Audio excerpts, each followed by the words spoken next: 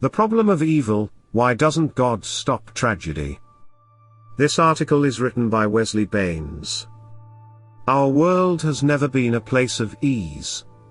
Torn by war, famine, disease, and natural disasters, the earth, and the humanity that dwells upon it, are regularly rocked by tragedy. Our recent past, certainly, is rife with it, with incidents such as the shooting at the Pulse nightclub in Orlando being a prime example. But how do we reconcile the reality of tragedy, of the existence of evil, with the existence of God? How do we hold to the idea that God is all-powerful, all-knowing, and also all-loving, yet allowed something like the Holocaust to happen? Do we simply let go of our faith, declaring it untenable? No, this is a problem worthy of exploration, one that Christians have struggled with since the fall, but it's not one that is without an answer. The answer to this problem boils down to one concept, that of free will. God is inarguably good. Psalm 145:9 sums up God's scriptural character well with "The Lord is good to all, He has compassion on all He has made." Jesus later reinforces this in Matthew 19:17, saying that there is only one who is good, speaking of God. He is also definitively all-powerful and all-knowing, attributes which God Himself declares to Job throughout Job 38. So if God is, scripturally, all-knowing, all-powerful, and good, shouldn't all evil intention be squashed before it can bloom into consequence? The answer to that lies in what Alvin Plantinga, noted scholar of Christian apologetics, calls libertarian free will that is genuinely free. This kind of free will is morally significant. We are free to choose between the moral and the immoral.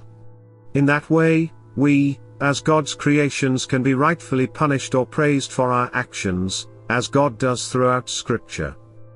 But imagine that God chooses to stop all evil as soon as it begins, that the choice to commit an evil act is simply no longer possible.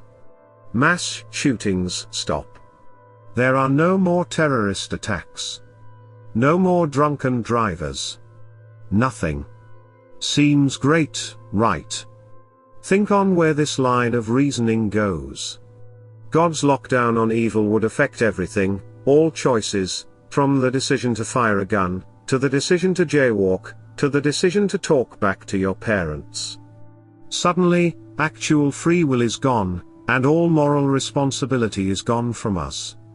We lose our ability to choose to be good, and without that choice we are no longer beings made in the image of God. We would be puppets, and God does not want automatons.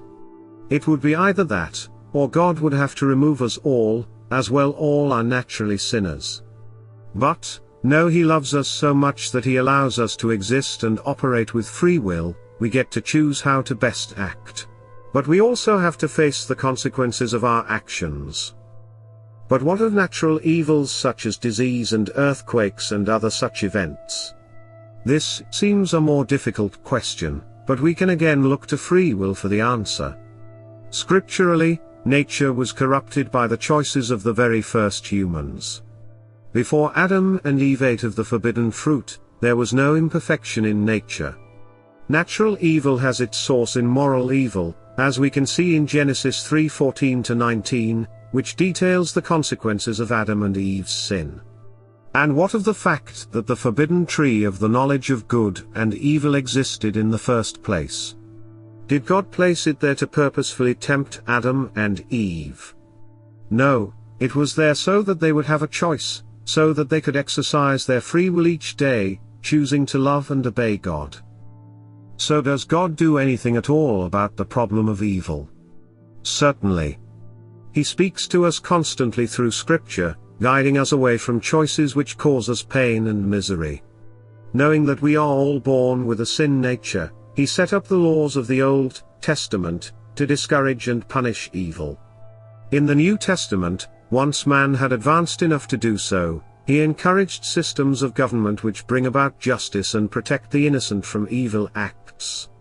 His laws and commands are set not to keep us from doing what we want to do, but to protect us from evil, and to protect others from our own potential evil acts. When tragedy strikes, think on these ideas, and shift the framework of your questioning. Rather than asking why God would allow such a tragedy, ask the more appropriate question, why would we allow it? God gave us the gift of free will, gave us instruction, and allows us to choose. Take ownership of your life, and purposefully choose good, even when those around you are indulging in inhumanity. Your example will inspire others, and others still, and future tragedy may yet be avoided.